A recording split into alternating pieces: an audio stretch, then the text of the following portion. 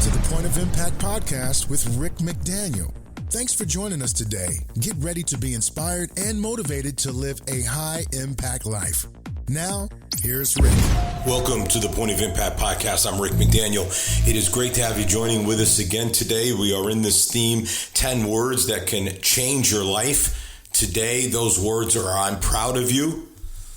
The longest of the 10 word phrases. Some are just one word, some two. This one's 4 whole words. I'm proud of you. Can't wait to get into that. I think this is so important, so valuable, so overlooked in many, many, many ways. So I'm looking forward to sharing this with you today. Before we get into it, just a few things to say. One thing is, they tell me to say this stuff more, and I don't, and I should, is by all means, subscribe to this podcast so you get it dropped every Friday morning. Please share about the podcast in terms of giving us a 5-star rating or a review or posting on your social media and sharing with you. A couple episodes ago, we had a huge number, like some crazy number, like 3,500 or something. So, that would be great. That'd be great to have that happen every week. But, some episodes will speak to you more than others. Like maybe today will be the one for you. Or really think about, whether you're honoring people, encouraging people with your words. And, we sort of think of I'm proud of you as something that we only say to children or something. But that certainly is not the case. And we will dig into it all in a bit.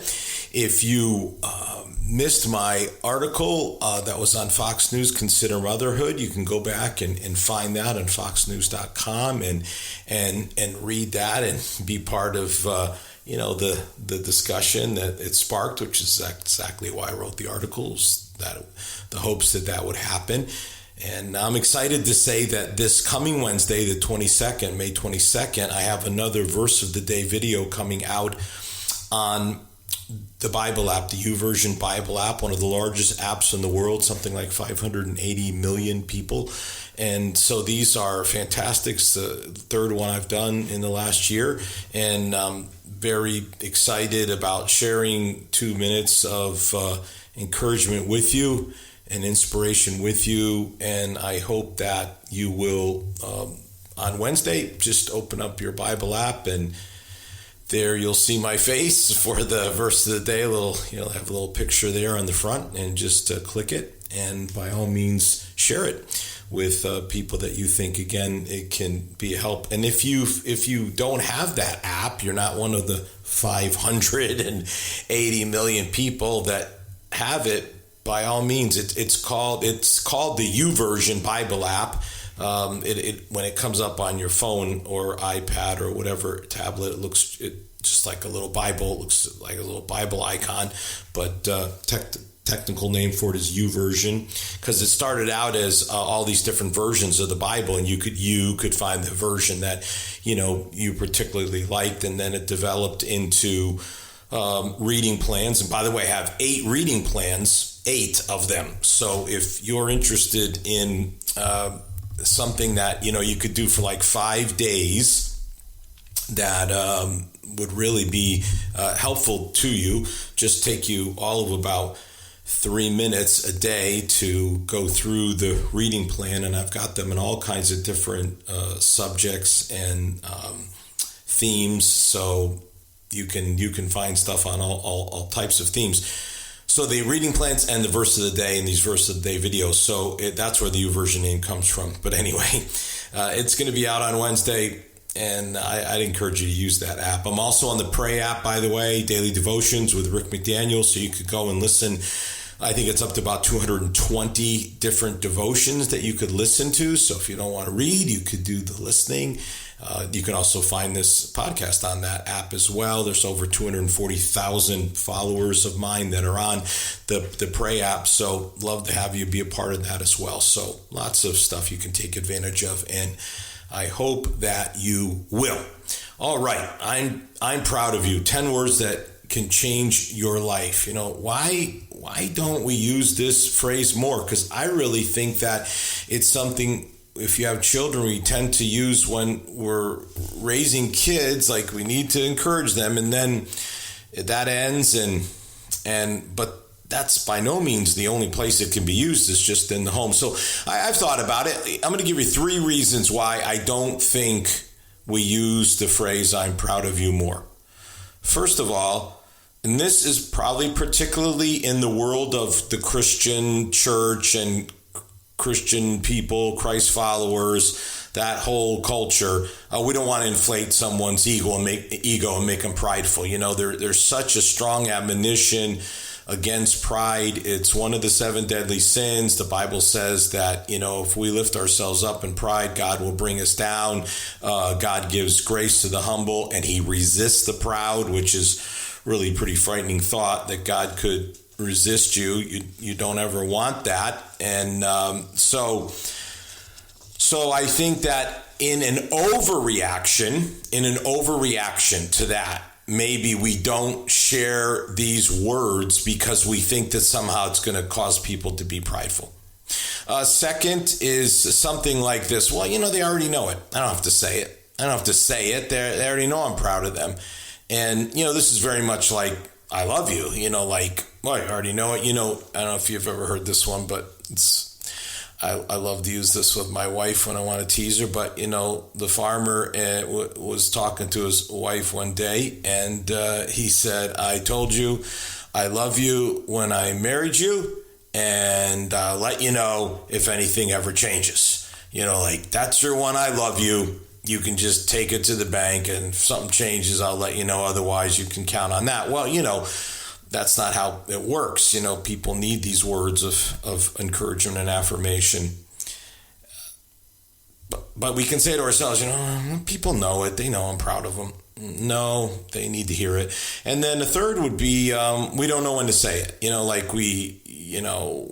We're trying to figure out what's the right spot. By the way, I love you. That can work sometimes for that too. You just, sometimes you want to say it and you're trying to find what you think is the right place for it. Although I think that's still easier to fit in than I'm proud of you. Of course, like I love you, you can say when, there's something that is so obviously loving. It's the same thing when someone's done something that, it's just a perfect opportunity to say it. And, it's crazy because even some adults are still waiting to hear their parents. And here they are, grown adult men and women, still waiting to hear their parents say, "I'm proud of you." And if you happen to be one of those parents and you're listening and you're in your 60s or 70s, it's not too late to say those things, by the way.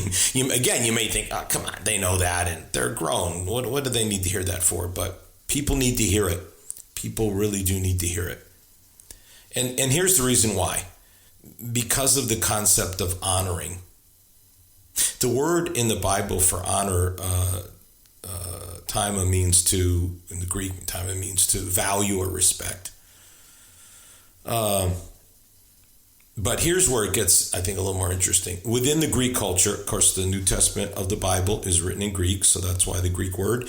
And then, again, maybe a little more fleshing out of how the word was used in Greek culture, was actually used as a salute. And it meant like, well done, excellent job. That's what it would have. That's how this word would have been used. Now it's found in several places in the Bible, but in Romans 13, in verse 7, it says, "Give to everyone what you owe them. If you owe taxes, pay taxes. If revenue, then revenue. If respect, then respect. If honor, then honor." So this is really kind of fascinating way to look at it. It's something we owe people. We owe people honor and respect. They've done things to deserve it. They've earned it. I always love that movie, A Few Good Men, when Jack Nicholson is the Marine Corps officer, and there's a courtroom scene, and you've got Tom Cruise as the young Navy officer, and the Jack Nicholson character, the decorated colonel, is talking about respect and being spoken to respectfully by this junior officer. And, the judge and the colonel says, I've earned it. and the judge then gives his opinion on it, and then he says, and you will treat me with respect because I'm certain that I've earned it. This idea that people who do things well, people who have shown evidence of qualities of excellence, of faithfulness, of consistency, that and on, by the way, the list could go, they're owed honor. It's not like, well, if I want to, I will. But again, the number one way you interpret the Bible correctly is to take it in context. So here is the context in one word. You give everyone what you owe them. Give them what you owe. If you owe taxes, you pay your taxes. If you owe revenue, or you owe someone money, pay him money. If respect, then respect. If honor, then honor. It's not like, if you feel like it, you owe it to people. And I just don't think that we have that kind of concept. I think it's uniquely American. You go into other cultures. I've had the opportunity of traveling around the world in 40 countries, 6 continents, and I've been in a lot of settings with a lot of different kind of people. And I can tell you that there are many, many other cultures that have a culture of honor. Absolutely have a culture of honor. It's just built into the culture. We do not have that at all. We have this sort of, rebellious, independent spirit. And it's almost, again, it's like, I'm not going to lift somebody up. Or we have this sort of sick sport here in America where we lift somebody up only so then later we can tear them down, and we enjoy the tearing down as much as the lifting up. It's really kind of a perverse thing if you think about it. So again, within, say, the world of the Christian faith, for some reason we're not comfortable because we think it's going to lead to pride, and then even culturally in America, we just seem to be, less prone toward honor. We broke free from a monarchy and a culture built on honor, and we just don't have it within us naturally. But that absolutely by no means means it's a mistake, because we certainly do, honor in America. We have all kinds of awards. In fact, sometimes it's kind of funny. Years ago, I just had to. I just cut this out of the paper because I just got such a kick out of it. The headline said award winners, and it was the award winners for the Greater Richmond, Virginia, where I live, Association of Commercial Real Estate. And literally, this was Project of the Year, Best Office Renovation, Best Retail Adaptive Reuse, Best Entertainment Adaptive Reuse, Best Institutional Project, Best Multifamily Project, Best New Office Building, Best New Medical Building, Best Office Adaptive Reuse, Best New Retail Building. I mean, Best New Entertainment Building. Like, holy smokes! Like, wow, lots of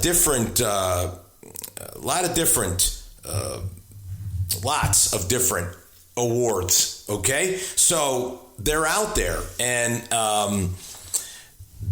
I think that's good. By the way, I don't think it's bad. I think that it's good. But boy, within the Christian world, there's way less, Grammys, Oscars, all these type of awards. They're out there, but they pale in comparison. And, it's unfortunate. If someone is loyal, if they're a person of character and integrity, if they show compassion, if they do something excellent, if they show endurance and grit, and man, you could just go on and on and on and on. These are people that, should be honored, and we should be able to say these words of honor to them. One of the toughest things that I have experienced in my life, in my career, my ministry, is doing funerals for people and hearing really, really nice stuff said about a person that they, of course, never heard because they're deceased. And I am absolutely convinced, because I've had enough discussions with people about this, that most of the time, those words were never spoken to the person while they were alive. And just think about how messed up that is. So we save all these really great, I'm proud of you, I want to honor you. We save that to say about them after they're gone and they don't hear a word of it. That is so backwards. It's not even funny. That's why I just love, whenever I have the opportunity, and it isn't often, but I do, to go to these parties and these events where someone is honored. Most of the time, in my experience, maybe yours is different. It's usually a retirement type thing. It's usually upon retirement. Now, listen, upon retirement, it's better than upon death, but goodness gracious, you're saying that person has to, work their whole career to finally hear these words? All during the career, we hold back, but at the end, then we say all the nice stuff. I just believe that a phrase like "I'm proud of you" can really help someone reach their full God-given potential. I believe that. I believe that with all my heart. And I'm a person who's dedicated his life to helping people reach their full God-given potential. And I'm certain that part of that is using words like "I'm proud of you." Let's just think about this word encouragement. Let's look at discouragement, all right? So dis means loss of. So to be discouraged means what? You've lost your courage. Encouragement, N means... En means made of or within. So when you encourage someone, what you're saying is you are made of or within you is courage. You can do it. I mean, just think about how powerful that is, to be able to encourage someone, to be able to say, you have it. You have it within you. You can do it. You have done it. Look at what you've done. And this encouragement can take place in the home. It can take place in school. It can take place in the work world. Anywhere and everywhere. I am absolutely convinced that discouragement is a huge issue. In fact, I think that in our larger discussion of mental health and anxiety, depression, and these sorts of things, I believe that sometimes words that are being used, like depression, many times it's not clinical depression, it's really a depressive mood. And anxiety is an anxiousness. And really what people need, not always now, but many times, is not necessarily even professional help as much as good old-fashioned encouragement. Praising, I'm proud of you. Look at what you've done. Look at how far you've come. Look at the good things you've accomplished. You can praise progress. You don't have to, it doesn't have to be perfection. Praise the progress. Praise in front of people. In other words, it's great to sit down one-on-one with someone, especially if you're a meaningful person in that, the other person's life, and say, I'm proud of you. But I'll tell you what, saying it in front of other people, man, it's even more powerful. There's 5 times in the Bible where it specifically says, encourage one another. Encourage one another. Encourage one another. I mean, a word of encouragement can absolutely make all the difference. At the right time, it's just key moments when people really need it. And we don't even know. We might not even know. But here's the thing. If you feel led to say it, if you feel prompted to say it, if it comes into your mind to say it, say it. Say it. Because most likely that person needs to hear it. And even people that you maybe think don't need it. Because we never know all the things that are happening in people's lives. I had a long time of serving people and being in people's lives and being able to see things that other people didn't see. And I can just tell you, there's stuff going on that you just would never know. It's just happening behind closed doors. I love this story about the great author Nathaniel Hawthorne. He's the one who wrote the super famous book, Scarlet Letter. But, here's maybe a part of the story that you didn't know. One day he came home and told his wife that he had been fired from his job. And he was just like broken. And his wife's name was Sophia.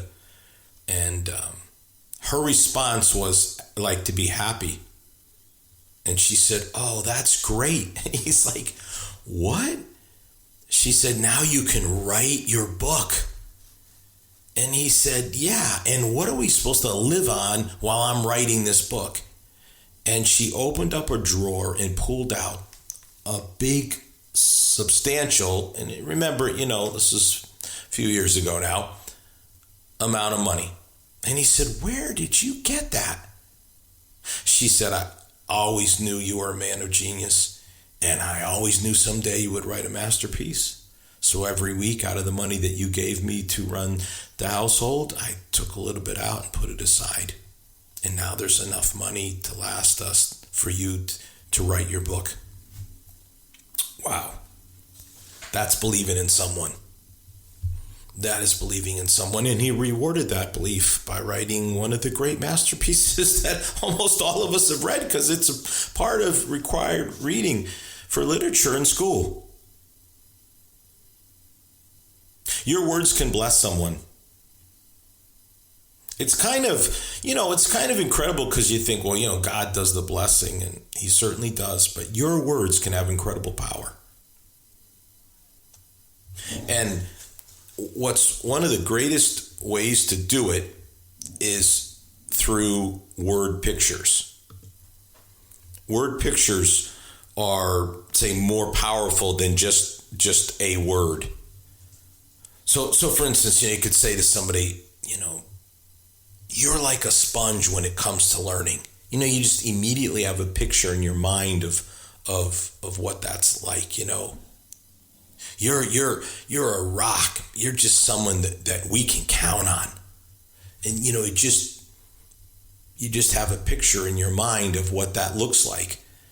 So when you use these sort of word picture phrases, they can just really be powerful. And again, they're just simply ways of saying, I'm proud of you. I believe in you.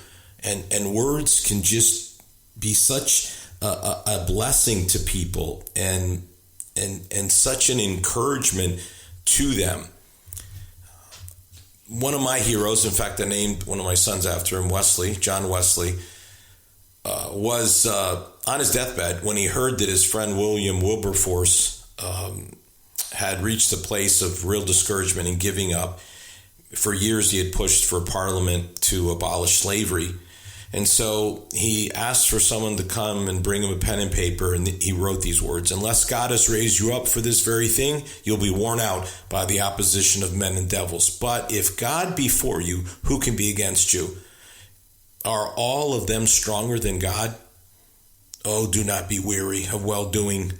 Go on in the name of God and in the power of his might, till even American slavery shall vanish away before it."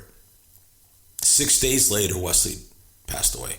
Wilberforce, with those words of encouragement and blessing over him and what he was trying to do, his noble cause of stopping slavery, for 45 more years. And finally, in 1833, 3 days before Wilberforce died, slavery was abolished in Britain, and about 30 years later, abolished in America. So you just never know what your words can do. Our words can just really give someone like a vision for their life or future. I'm proud of you. I'm proud of what you've done, and I believe in what you can do. And just being able to fill people up with this encouragement and belief, like, I'm proud of you. I want to honor you. I want to be able to bless you. And of course, this is extremely important role if you are a parent of children, is to make sure that your kids believe that you believe in them and that you are proud of them and that you want to bless them so that they might fulfill their God-given destiny, that they might reach their God-given potential.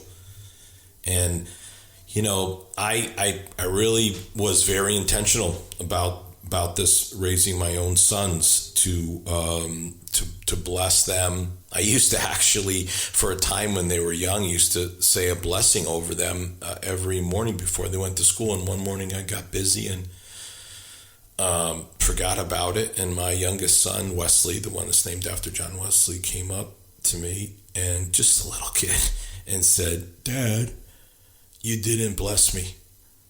I was like, wow, Dad, you didn't bless me. And I had to stop what I was doing. But I'm going to tell you what, you don't want your children to be able to say that, like, for your parenting in total. You didn't bless me. Bless them. When my boys, each of them turned 13, we had like a special ceremony for them, like a manhood ceremony, like you're shifting out of being a child and you're shifting into becoming a man. And I had people come and speak special words over them, friends and relatives, and we had a dinner at a restaurant. It was really great. And then I had an opportunity to do that myself and gave them gifts, and all of that was, to just really mark that moment to say, I'm proud of you. I'm proud of who you are. I'm proud of what you're becoming. I believe in you. I believe in what you can do. And just being able to give them that vision of a preferred future, to be able to give them that sense of, wow, okay, so you do believe in me. And, all that goes into that is just, it's powerful. It's powerful stuff. And we can do that, but again, not just solely within the family. You can do that with your friends. You can do that with your coworkers, and people need it. They need it, because let's go back to discouraged and encouraged, right? So discouraged, loss of courage. This, what happens is life is hard. Life is difficult. Life is a test that we're trying to pass. It's a battle. And so there are losses in life, and you have enough of those losses and you begin to lose your courage. You become discouraged. And so you need someone to encourage you, to say, within you is something, within you is courage. You can do it. You're made of it. It can come out. It can be revealed. Those words just can change everything, just like John. Imagine, Wilberforce is ready to give up, and he gets these words. Now listen, John Wesley was a giant of a man. A giant is one of the great men who ever lived. But 45 kept him going for 45 more years. Like, wow, that's really remarkable. So we don't have to say words, and then never say them again for 45 years. That's the beauty of it. So don't wait till, special events, graduation, weddings, funerals, and all that sort of stuff to say the words. You certainly should say them then. But my wife went to something last night, and no one even said anything. Someone should have stood up. Well, really, the lead person should have stood up and said, hey, we're excited about having this person be a part of what we're doing here, and say a few nice words. It didn't even happen. And I was like, how does this stuff happen? How do you keep swinging and missing on this stuff?